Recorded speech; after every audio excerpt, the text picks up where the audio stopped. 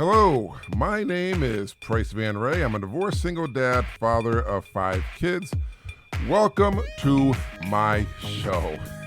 So, today we're going to be talking about endure, how we must endure. But before we get to that, I do want to wish my son the best, my oldest son. He's 23, and he just joined the Marines. So I'm sort of torn here because I do support the Marines. There's a lot of things I do for the military, but it's a tough job, and Marines are like the toughest. And being a father, having a child, it's tough for me because I love my kids so much. I don't want anything to happen to them. And I know the Marines, they're like right up there on the front lines. But I wish him all the best. I hope he's very safe. He's going through the boot camp right now. Hopefully he'll survive it, because I hear boot camp's pretty tough, especially for the Marines. I always thought, I always try to tell them, if you do go in the service, try the Air Force. It's great to serve the country, but with the Air Force, I just feel safer. Then it would go Navy, then Army, then Marines. But I was talking to a friend of mine yesterday. He was saying how he had a friend who was in the Coast Guard. And I said, I never thought about the Coast Guard, probably because of all the water. I'm not a great swimmer. But in any case, he's serving our country. It's what he wants to do. It's his life. And I support all the military, but like I say, this is my son. And I just don't want anything bad to happen to him. And like any other parent, I'm sure they feel the same way. I could sit here and say, oh, I'm so proud of him, and he's serving his country, this and that. But and my dad served. He was in the Army. And he was in the Army. I always saw his picture, but he never really seemed like an Army material to me. He just seemed like dad. Just, hey, that's my dad, But I guess, the Army probably did make him a better person, because he had to endure, and that's what we're talking about today. He had to endure a whole lot in life. And it's tough because in life, you have to endure so much. So let me start by saying, life is not easy. Life is not fair. You must always endure like those before. That's right, because we have people and family and friends in our past who have lived hundreds of years ago, thousands. I mean, this is our gene pool, guys, and people have lived a very long time, and they have endured so much. I have endured, and you would think there's always going to be high times, but there's going to be low times too. I mean, there really are going to be low times. If you think that you can go through life untouched by tragedy, untouched by failure, untouched by pain, sorrow, sickness, you're wrong, because you have to endure in life. There's so much in life you have to endure. Life is tough. Some people get lucky. Some people can slide right through life, and it seems like everything falls in place for them. They're lucky. They're really lucky. My life wasn't like that. And I know my mom's life wasn't like that. My dad's life wasn't like that. I have family members whose life wasn't like that. There were always ups and more downs than ups, unfortunately. But we endure. And does that make you stronger? If you endure, I believe it can make you stronger. And it is painful. It hurts. But you will survive. I'm going to tell you. I'm going to tell you about some of the stuff I've endured in my life, because everybody endures different things. I can't go through every minute of my life, but I remember when I was younger, didn't really have a lot of friends, and I ended up getting a cat. And I had gotten a cat because before, when I was younger, in my neighborhood there were all these stray cats, and in our backyard there was this cat had a whole bunch of kittens. There was this one special cat that I really liked. It was a long-haired Angora cat, a kitten. And I picked it up and brought it inside. I wanted to keep it. But I knew I couldn't, because my parents at the time, they wouldn't let us have pets like that, like a cat. But I had the kitten up in my room, and I fed it and played with it, and then I sent it back outside. Well, a couple days later, um, I saw it dead, and I was so broken. That sort of scarred me. And I said, "Oh, if I only had have kept the cat, maybe it would still be here." As a little kid, that hurts. Later on, I had went to the store, and this is when they were selling kittens in stores. I don't know. I don't think they do that anymore because I've been looking around and I don't see any kittens in stores. I think I had bought this cat for like $10 or $15. It was a black and white cat, and it liked me. It was cool. I brought it home. It was my little baby. A year later, I didn't let this cat outside at all. Um, let her out. I think it was Thanksgiving, probably New Year's, and then I let her out on Easter. And on Easter, she didn't come back, and I didn't know what happened. Came home from church, and she was on my neighbor's lawn. I guess she got hit by a car. She didn't know what a car was. I cried that day, all day. I cried for a long time. But you know what, guys? I endured. I I survived. I made it through it. I made it through all that hurt and that pain. I endured. Uh, when I was growing up, I was bullied in school. But I always thought about the big picture. The big picture to me was you're in school. Yeah, not everybody's bullying you. Just a couple jerks. Endure it. Just nobody's gonna at that time. There wasn't any help. And I thought just make it through high school. That's all you get. Make it through high school. And I always thought that kids were different.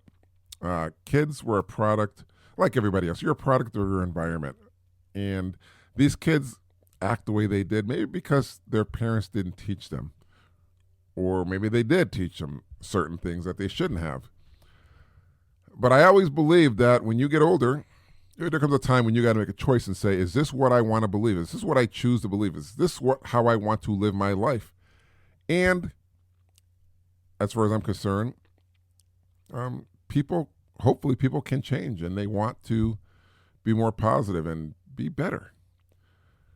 So thank goodness to social media, I've connected to a lot of people from high school.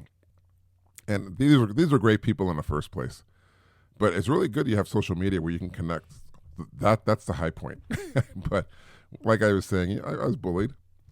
Another time I had to endure, because I'm just giving you a small list, was when I graduated high school. My mom wanted me to take computers in school, so I went to a community college, and I failed out miserably.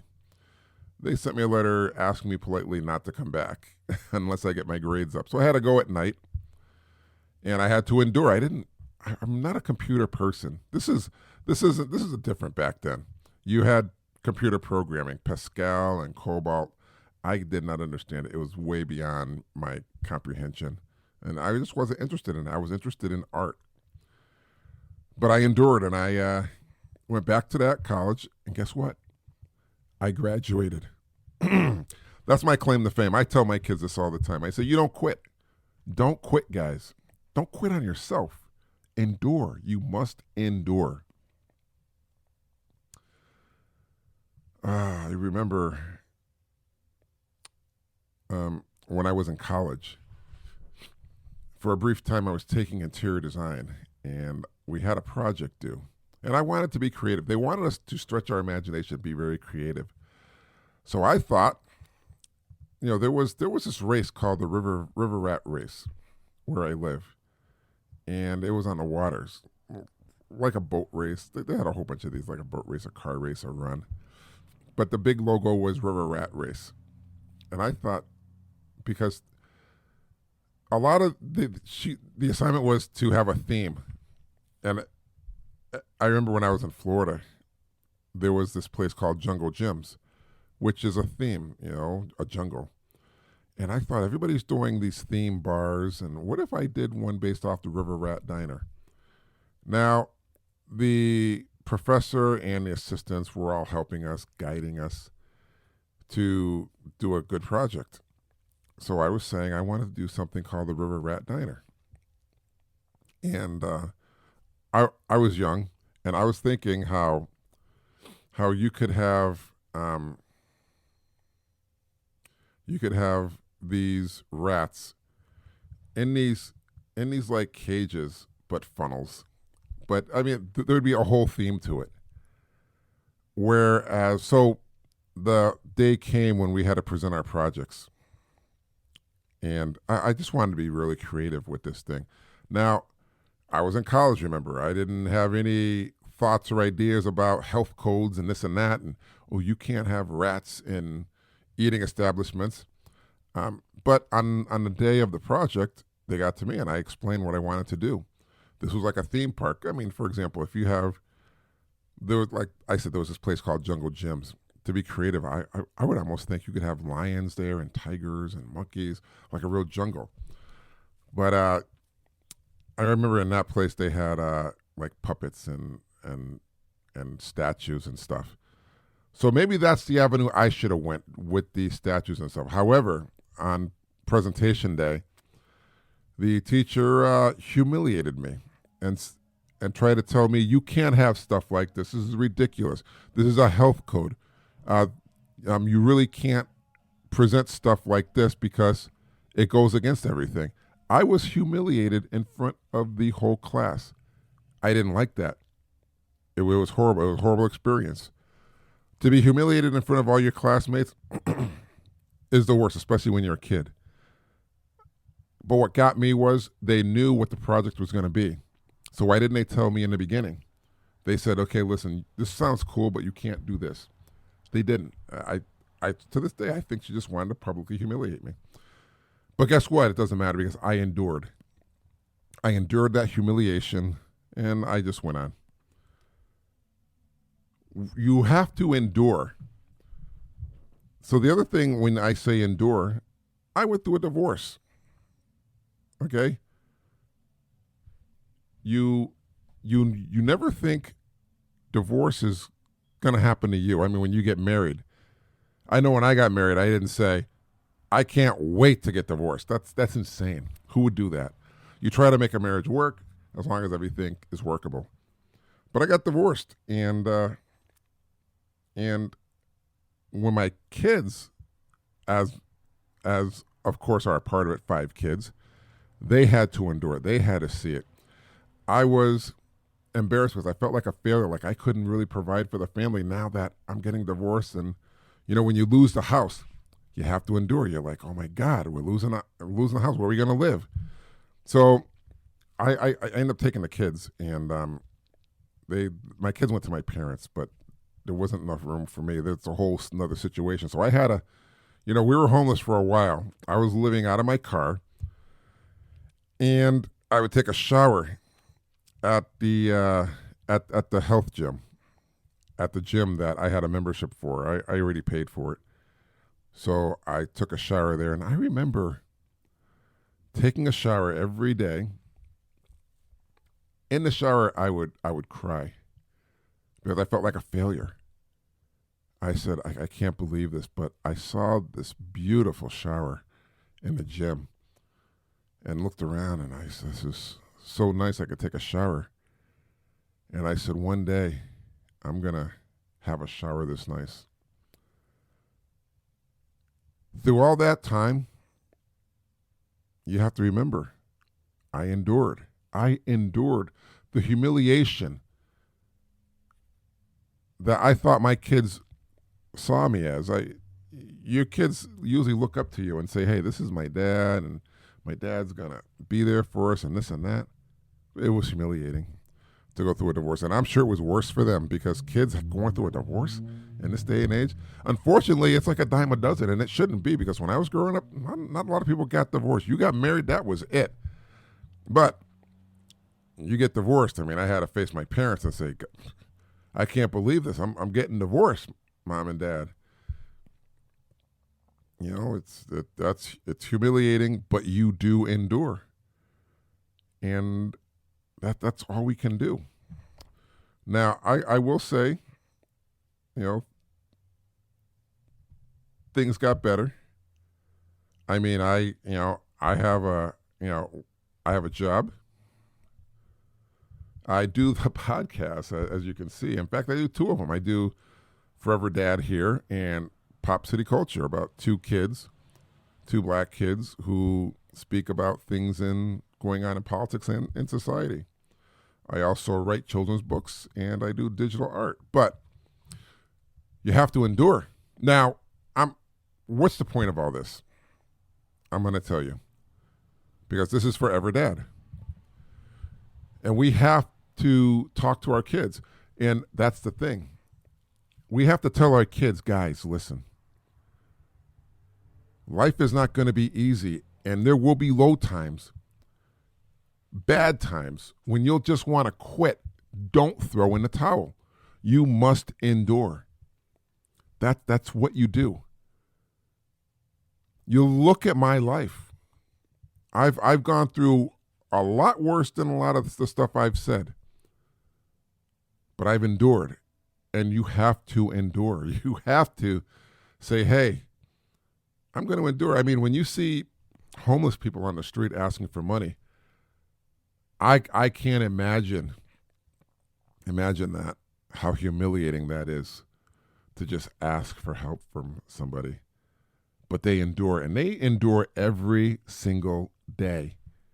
They get up every day knowing that's their life right now. It doesn't have to be their life forever. Hopefully it won't be. Hopefully they will be in a position one day where it'll be a lot better.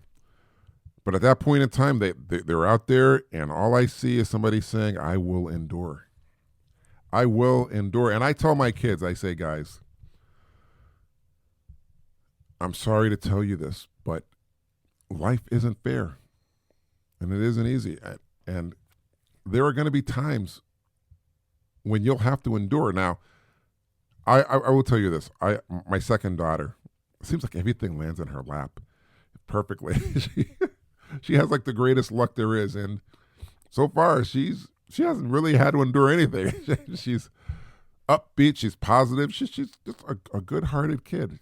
I don't know how it works for her, but for the rest of us, we have to endure. We have to work. We have to work at things, and we hope things work out. And so I was talking to my oldest daughter. I said, honey, I really want to talk to you because, I'm not going to be here forever. I'm not going to be a crutch. And life is good right now. But in the future, there may be times when it won't be, where you might be homeless, where you might get into a relationship that's physically violent, where you might unfortunately, just bad things will happen. But I said, honey, you got to remember you must endure. You must endure. And I told her because I love her. And I actually wanted all my kids to be here. So I'm going to have to tell my kids separately, unless they listen to the podcast. And I told them, you have to endure. You have to not give up. Because I believe in you and I love you. And you must endure. So my daughter was telling me, why are you telling me this? And I said, because I wish my parents had told me this. Because this is life. And in life, you must not give up. You must endure. That's the way it is. And things will get better. You just can't give up. Don't give up on life and don't give up on yourself. Because life can be amazing. Amazing. And I'll be honest with you, my parents endured. My mom told me when I was going through the divorce and I lost my house, my mom told me, Price, listen, when I was younger, she had I don't know, I forget how many brothers and sisters. I think it was 8. She said when she was a kid, she got thrown out of the house. Her mom was working and they put all the stuff on the street. She was homeless. And she had to find a place by the end of the day where everybody could live because her mom was working. Her mom told her, try to find a place to live, and she'll be home after she works. This is back. My God, my mom was born in 1926. So we are talking like a while ago. We are talking like way, way back in the day. My mom endured. She sure did. Very tough woman. And, my dad endured too. Everybody who lived before us, our relatives, everybody, they've all gone through very bad things and they have endured. And like I said in the beginning, life is not easy. Life is not fair. You must always endure like those before.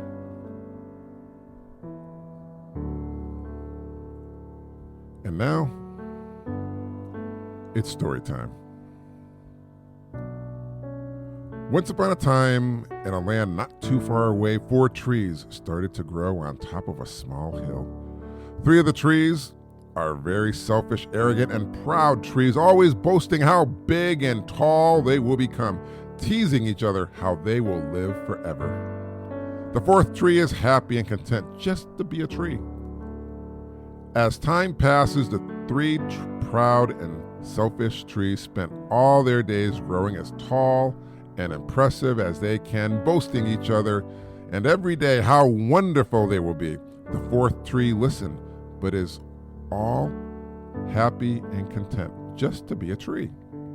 Many years passed and the trees all looked impressive and have grown straight and tall, but they have grown even more arrogant, selfish, and proud, boasting and teasing consistently how they are better than the other, how they surely will live forever. The 4th tree isn't the best looking or the tallest, but is all happy and content just to be a tree. The woodcutter comes along and cuts the 3 proud, arrogant trees down to the ground. The first tree is made into the city gates. The 2nd tree, a great warship, and the 3rd tree, a great place of worship. Each of the 3 trees is proud and happy of their new position in society, boasting that they are better than the other and how they really will live forever. The 4th tree is all happy and content just to be a tree. An army comes to attack the city gates and destroyed the great warship and sunk in the harbor, and the great place of worship burnt down to the ground. Only the 4th tree survived, growing on the hill, all happy and content just to be a tree. The 4th tree knows that it cannot live forever, that the day must come when the 4th tree will too pass away. But before it sets seeds, the 4th tree, growing on that hill, all happy and content just to be a tree, plants a few seeds. And it will go on forever. It will go on forever.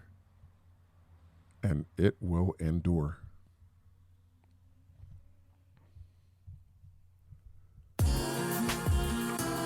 I want to thank you all for joining me today. I enjoyed this podcast, and I hope you enjoyed it too.